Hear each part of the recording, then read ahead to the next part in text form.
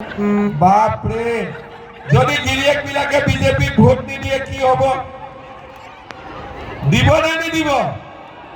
এটা মই বুদ্ধি দিম, যেতিয়া লাখপতি বাইদেউৰ টকা আহিব তাৰ 10 দিন মান আগতে মই আপোনালোকক কৈ দিম যে অমুক তাৰিখে একাউণ্টত টকা আহিব। যেতিয়া গম পাব দিনটো, সেইকেইটা দিন গিৰিয়েকসকলক খুব মৰম কৰিব, গৰম গৰম ভাত খুৱাব, খুব মৰম কৰিব। আমি সকলোৱে জানো যে যোৱা কেইবাটাও বছৰ জুৰি প্ৰধান বৰুৱা ডাঙৰীয়াই আমাৰ ৰাইজৰ বাবে কাম কৰিছে আৰু বিভিন্ন সময়ত বিভিন্ন চৰকাৰী আঁচনি আৰু ৰাইজৰ লগত এক ধুনীয়া সম্পৰ্কৰে প্ৰধান বৰুৱা ডাঙৰীয়াই লখিমপুৰৰ সংসদ হিচাপে নিজৰ দায়িত্ব নিৰ্বাহন কৰিছে। প্ৰধান বৰুৱা ডাঙৰীয়াৰ প্ৰতি ৰাইজৰ মৰম আৰু উৎসাহ আজি সমগ্ৰ সমষ্টিটোতে স্বতঃস্ফূৰ্তভাৱে প্ৰকাশ পাইছে। মই ভাবো এই নিৰ্বাচনত প্ৰধান বৰুৱা ডাঙৰীয়াই 5 লাখতকৈ অধিক ভোটত বিজয়ী হ'ব, তাত মোৰ কোনো সন্দেহ নাই। মই ৰাইজক আকৌ এবাৰ মোদী চৰকাৰ, আকৌ এবাৰ প্ৰধান বৰুৱাক ভোট দি বিজয়ী কৰিবলৈ আহ্বান জনাম। শ্ৰদ্ধাৰ ৰাইজ, আপোনালোকে জানে নৰেন্দ্ৰ মোদী ডাঙৰীয়া ভাৰতৰ প্ৰধানমন্ত্ৰী। তেখেত শদিয়ালৈও আহিছিল। ধলা শদিয়া ব্ৰিজ শুভ উদ্বোধনৰ সময়ত তেখেতৰ হাতেদি আজি আমাৰ এটাৰ পিছত এটাকৈ কাম হৈ গৈ আছে। ধলাত দলং হ'ল, বগীবিলত দলং হ'ল, এতিয়া নুমলীগড় আৰু গহপুৰৰ মাজত ব্ৰহ্মপুত্ৰৰ পানীৰ তলেদি দলং হ'বৰ কাৰণে আমি আগবাঢ়ি গৈ আছো। কাজিৰঙাৰ ওপৰত 32 কিলোমিটাৰ উৰণীয়া সেতু নিৰ্মাণৰ প্ৰকল্পও কিছুদিনৰ ভিতৰতে আৰম্ভ হ'ব। দুখীয়া মানুহে খাবলৈ অন্নমুঠি পালে। কোভিডৰ সময়ত ঘৰে ঘৰে আমি ভেকচিন পালো, বিনামূলীয়া চাউল পালো, জল জীৱন মিছনৰ আঁচনি পালো, গাঁৱে ভূঞে বিদ্যুৎ আহিলে আৰু আমি উজ্বলা গেছ পালো। আমি আগবাঢ়ি যাব পাৰিম। মোৰ মনত আছে যোৱাবাৰ বিধানসভা নিৰ্বাচনৰ সময়ত বলিন চেতিয়া ডাঙৰীয়াৰ কাৰণে মই কাকপথাৰলৈ আহিছিলো।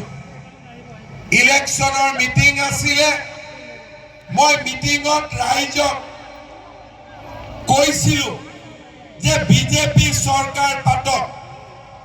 বিজেপি চৰকাৰে নিবনুৱা ল'ৰা ছোৱালীৰ খবৰ ল'ব, নিবনুৱা সমস্যা সমাধানৰ বাবে চেষ্টা কৰিব আৰু আমি 1 লাখ চৰকাৰী চাকৰি আমাৰ ল'ৰা ছোৱালীক আমি চৰকাৰ গঠন কৰিলে আমি দিবৰ বাবে চেষ্টা কৰিম।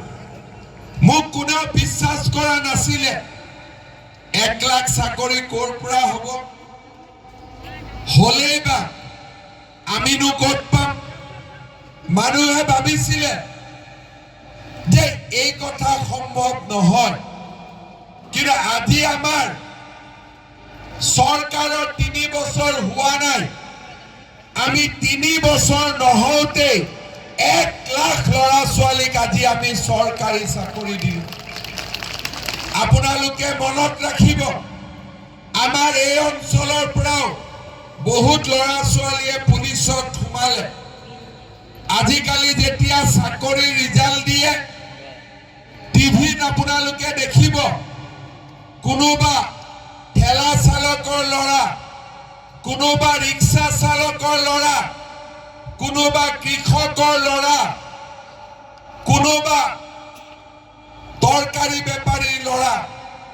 আজি তেনেকুৱা দুখীয়া মানুহে চৰকাৰী চাকৰি পায়। চৰকাৰী চাকৰিৰ দালালে কোনো ধৰণৰ আজি আৰু চৰকাৰী চাকৰি দিব নোৱাৰে। শ্ৰদ্ধা ৰাইজ, কাকপথাৰৰ সেই মিটিঙৰ পৰা আজি আমি আকৌ কাকপথাৰত আহিছো লোকসভাৰ নিৰ্বাচনৰ বাবে। আজিৰ দিনটোত মই আকৌ এবাৰ ঘোষণা কৰিছো যে 1 লাখ চৰকাৰী চাকৰি হৈ গ'ল।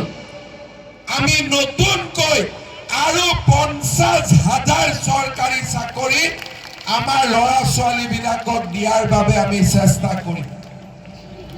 আজি চিন্তা কৰক, নিৰ্বাচন আমাৰ গণতন্ত্ৰৰ উৎসৱ আৰু এসপ্তাহৰ ভিতৰতে দুটা উৎসৱ আমি পালন কৰিম। লগতে মৰাণ সমাজেও বিহু পালন কৰিব। অৰ্থাৎ এটা সপ্তাহত বেয়া লাগি থাকিলে মোৰো বেয়া লাগি থাকে, গতিকে সকলোৰে মনটো এবাৰ ভাল লাগি থাকে। হ'ব, এতিয়া আপোনালোকে চিন্তা কৰক যে আমাৰ চৰকাৰে চাকৰিও দিয়ে, আমাৰ চৰকাৰে অৰুণোদয়ো দিয়ে। এতিয়া আমাৰ চৰকাৰে কি কৰিব খুজিছে? বাইদেউসকলক লাখপতি বাইদেউ বনাব খুজিছে। আছে লাখপতি বাইদেউৰ ফৰ্ম কোনে কোনে ফিল আপ কৰিছে? চবে কৰিছে। এতিয়াতো লাগে কেতিয়া পাম হয়নে নহয়? কিন্তু ফৰ্ম বিলাকত ঠিককৈ একাউণ্ট নম্বৰ দিছে নে নাই? যিসকলে ধুনীয়াকৈ ফৰ্ম ফিল আপ কৰিছে 2-1 মাহৰ ভিতৰতে তেওঁলোকৰ বেংক একাউণ্টত পুতুম কৰি 10,000 টকা সোমাই যাব।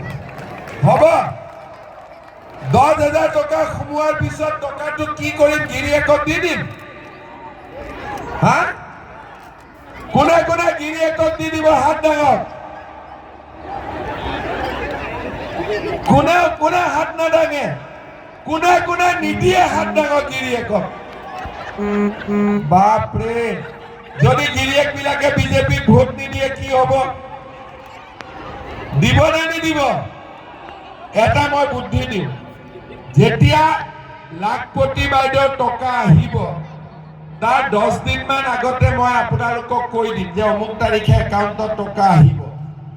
যেতিয়া গম পাব দিনটো, সেইকেইটা দিন গিৰিয়েকসকলক খুব মৰম কৰিব, গৰম গৰম ভাত খুৱাব, খুব মৰম কৰিব। কিয় মৰম কৰিব?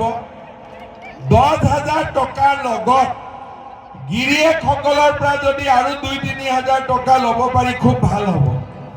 10,000টোতো চৰকাৰৰ পৰা পালো।